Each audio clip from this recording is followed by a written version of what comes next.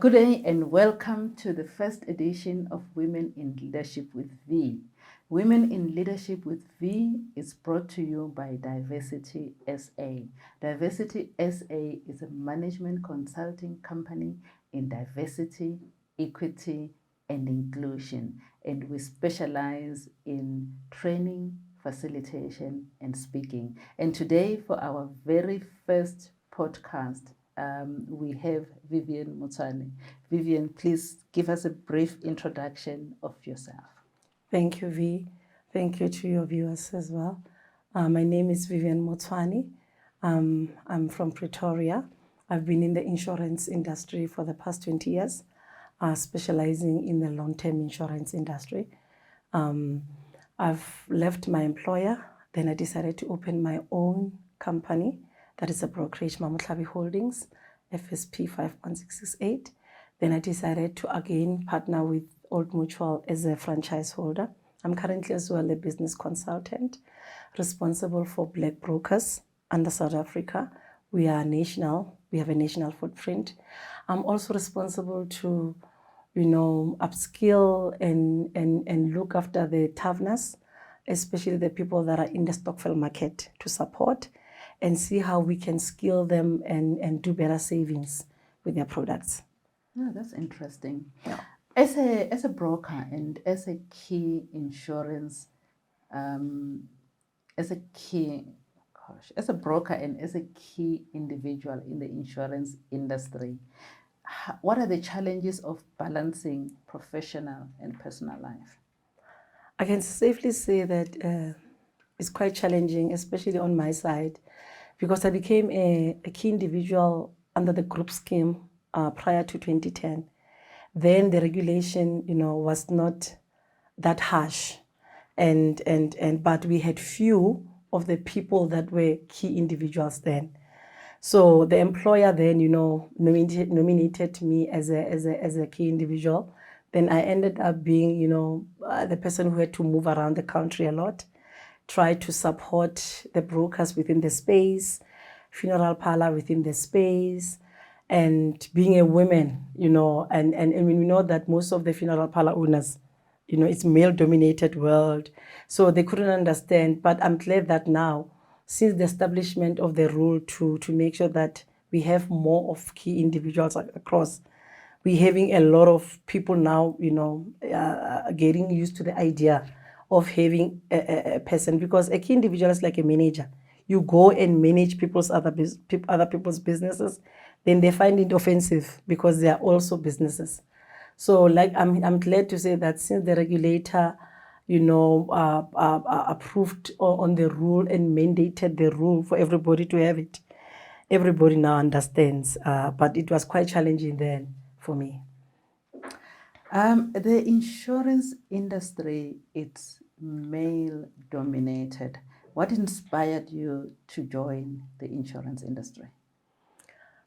I can say when I joined, it was in 2003. I didn't even know the insurance industry. Fortunately now, people, when they join companies, they go to Google and read about what they're joining, and it's easy. So with me, I was working for Statistics SA, South Africa, under census. And then, I felt like I'm doing one thing over and over, Then a friend of mine said, come to this insurer. They want people, Then I decided to go. It's Asopol, the name of the insurance company. They gave me so much experience within the space. Then I joined Asopol 2003. It didn't last long. Within 3 months, I was a permanent employee with them. Obviously, with census, I was on a temporary basis. But what I can safely say is, then I didn't know that it was male-dominated until I entered the space. You find that most of the advisors are male. We are only hired on the capturing side. So I was a data capturer. Then I decided, what is it that I can do now to lift and upskill myself? I approached my manager. Then we enrolled a course. I started attending to a course. And then after 5 years, I was promoted to join into the marketing division, where I grew most of my experiences and expertise. You are someone who shares your experiences with the others, and in doing that, you also formed the Black Brokers Forum. Tell us a little bit about that. Oh, thank you.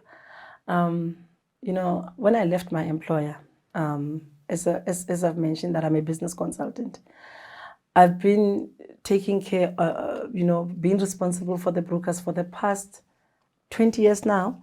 Then I decided when I left my employer, I just want to work, closer to them, but on a consulting basis.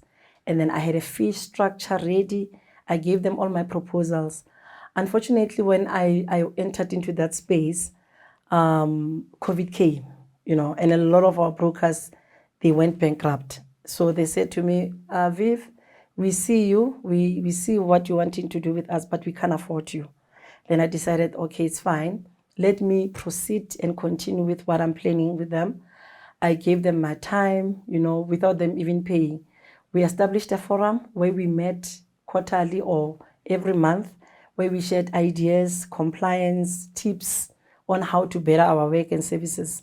Then I decided to say, you know what, let's rather go and meet face to face because we're doing it online. Fortunately, we had an insurer that believed in us, that was Clientele. They came on board and they booked a venue for us and paid. And we met for the first time. That's when we started seeing that this is really happening. And then I decided to say, okay, let me register this as an NPC because I'm giving back. I'm not getting anything out of them having all these engagement sessions. Then we started introducing the engagement sessions with different insurers. I'm happily, I'm at a happy space now to say that a lot of insurance companies came on board.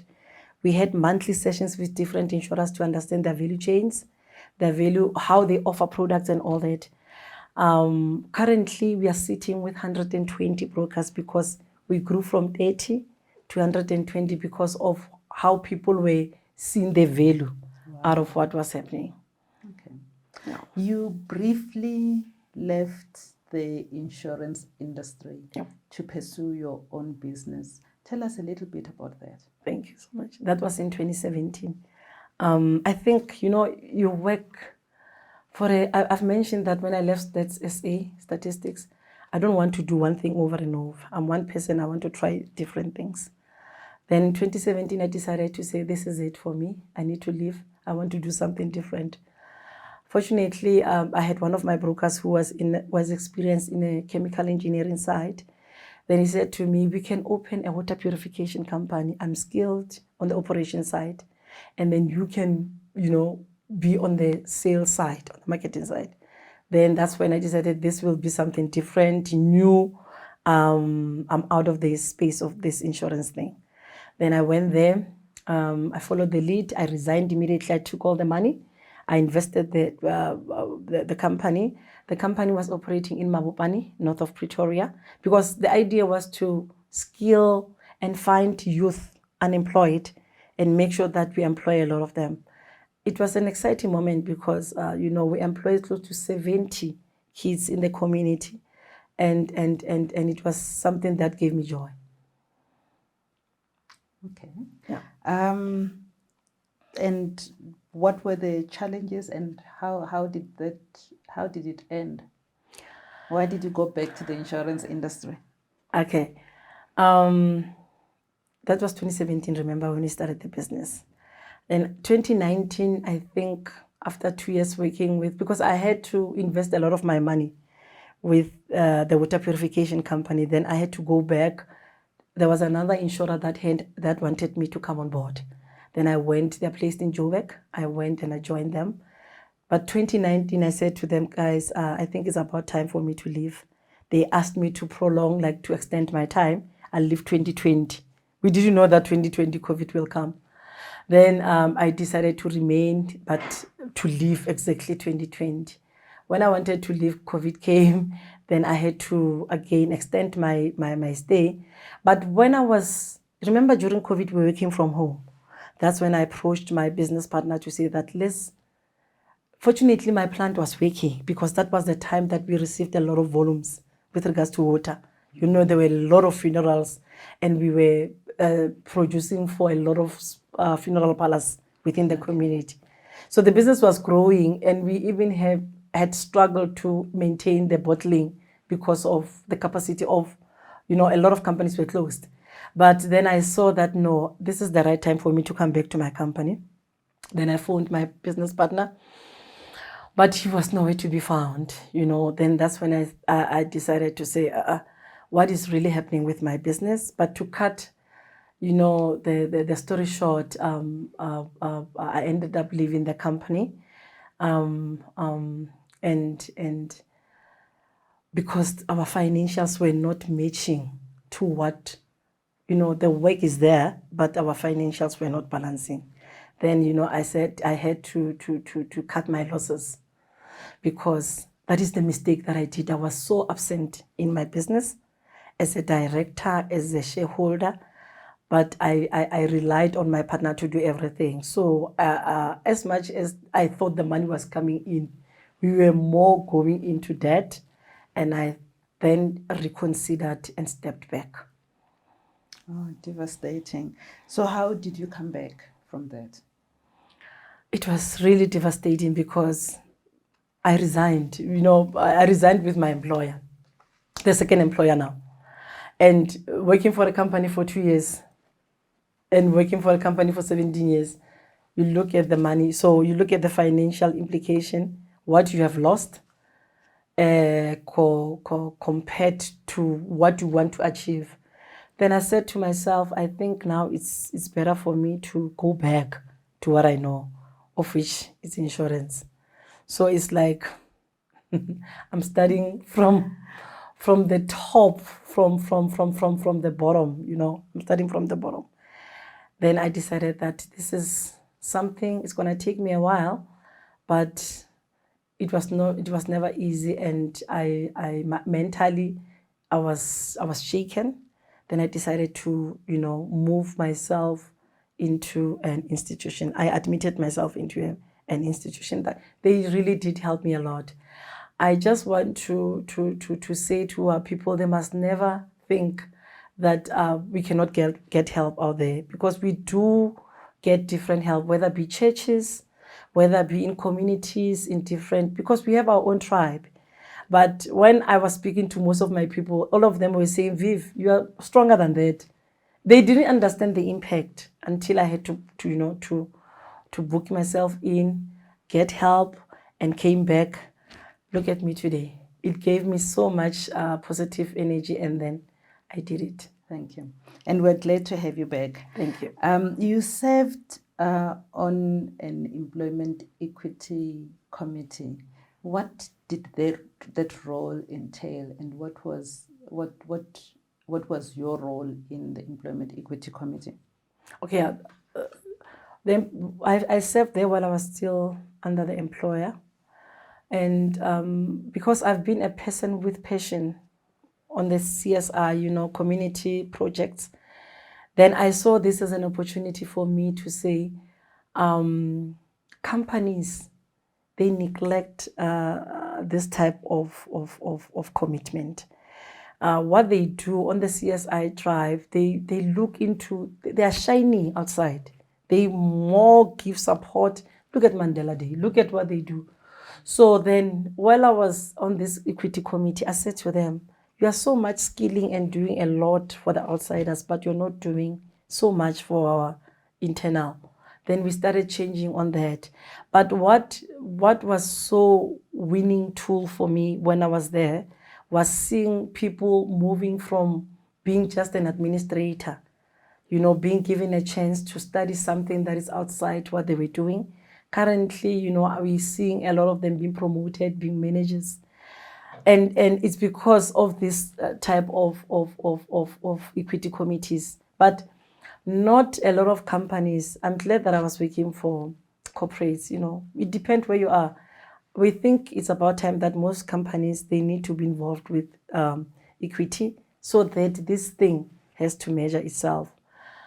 Unfortunately, a lot of corporates, what they do, they just place women because they are running out of time. They just put women in positions without skilling them first. and then obviously they set them for a failure. So when people were happy and saying, yeah, now it's time for equity, they just wanted positions because I've been with the company for 18 years. But there's nothing that you did to equip yourself. Experience won't just buy you time. So we started skilling them, and we saw a lot of them, getting skilled and qualifying professionally and being in bigger positions. Okay. Yeah. If there is one thing that you can advise these private companies to do in terms of employment equity committees, what will that be? Is to allow their employees. There's this thing that I used to it's like a bucket list. I don't know how to say it. It's like you can have something like a box where you because people are scared to talk. People are scared to talk, and there are a lot of ideas that you can get from your employees. So I always say, get something like a box and put it there. It's like a Christmas wish list, and you say to them, what is it that you can do? What that you think we can do to help you or support you? Something like that. And each and everyone can just write and randomly without writing their name, and just putting into that small anyana box. That can widely grow your company in a way that you can't think of. Yeah, that's great advice. Thank you. Yeah. You are an insurance expert and you work with women. What do you think are the most common mistakes that women do when it comes to their money? Yeah, not knowing your money. I think a lot of women, that's why they've been saying that business is for the men. It's because a lot of women, they go into businesses thinking that it's an easy route. And I'm not saying all of them, but I'm saying a lot of women, they fail in their business because there's money coming in, money coming out. I'm a victim as well. I'm not going to say I'm perfect. We go into businesses without understanding just the basic accounting of how to manage your money and how to manage compliance and how to structure policies. And so we just start and look at me. I even left my employer. You just start and get excited and push money in without looking at giving yourself time to say, I can start here and grow from one place to another, and then just by structure. So a lot of them are doing that. I don't want to scare them not to come over. No, this is a safe space for you to come into the business world. But make sure that you have a mentor. I think mentoring sessions will do good for some of us. You find a mentor. If you cannot find a mentor, come to me. I'm willing, I'm raising a hand to say, should there be people that are interested in wanting to grow into their business spaces and they're challenged? I'm here to see and support, because fortunately I managed to get that support myself. Thank you. So for viewers out there who are interested in taking up the challenge with Vivian, please talk to us. Are you looking for individuals who own businesses, or are you looking for those who are working in the insurance space only? An ideal will be to have those that are experienced in the financial services sector. However, there's a lack, to be honest. And that's why we're starting to, we're now trying to introduce a subject to say that why don't they introduce insurance in the learning tool in schools? Yes. Why is it that we're studying geography as an example? Yes, we know that we have to travel. But why not go, as much as people want to do agriculture, why not? Let's do that, because now we see that the financial services sector, it's a different space. Remember, it's insurance, it's banking, it's short-term and underwriters, it's health. There's a lot. If you look into the space now, as much as there's no employment in the country, but come to the financial services sector. Currently, I'm standing with 45 advisors that I've employed, and I'm still looking to employ more. So I'm saying there's a lot of opportunities in the financial services, but our youth are scared to come on board because they're thinking this is a limited space for certain people. So that's why I'm saying that they mustn't be scared. We are here with open arms to welcome them. And thank you so much for offering to help. So to go back to your work as a woman, what would you say are the most critical challenges that you've faced as a woman in the financial services or in the insurance space? Okay, especially on my side, I've worked in a group space. A group space is a more complex space because we deal with corporates, we deal with anything that is a group, churches. It's hard to close one of those type of brands. So I was the only female in the department, black, Nogal, in that same department. And I think when you go and approach some corporates, they're thinking that maybe you're not in the, I don't know, maybe your lack of knowledge or something like that. However, I then shifted my mind quickly to say that, remember, our space is so huge. I can go to our communities directly. So that's when I started establishing more relationships with funeral parlor people, Stokvel people, the market that relates to what I know. And to tell you the truth, that's where the money is at. You'll find that you get a client who's collecting close to 7 million a month, and it's just a normal person that you understand. So our people are sitting with money. Then that's when I realized that no, I mustn't be that challenged because we're thinking corporates are the ones that are making it, whereas there's nothing out there until you go and visit our townships and visit our local communities. Oh, that's interesting. Yeah. What advice would you give young women who aspire to be in a leadership position? I'd say to them, they mustn't be scared. But I think first and foremost, they have to study. They mustn't be scared to learn. Some people are scared to learn. I don't know. So educate yourself, or sometimes make time to watch podcasts like UV. You've introduced something that is a good platform for them to get to know. We as women, we need to start having this type of engagements, have sessions that we're constantly talking about our challenges, so that for them, when they reach to those challenges, it's easy for them to get out. So young ones, we are here. We are saying, do not be afraid. You've seen that now the country doesn't have a lot of work. We have to be employers ourselves. So they mustn't be, but first thing is just to educate themselves. Educate, and if they don't even have money to study, we have resources. Some of us, I have resources. We have outside companies that are willing to support African kids, and then but in the financial services as well, so they can come and get opportunities. Oh, that's interesting. Yeah. Viv, share 2 important lessons that you have learned from life. That life does not owe you anything, and that life is hard, and you are bound to fail at some point. And don't think that because you have to fail and fail and fail. There's this guy, it's DJ Swu.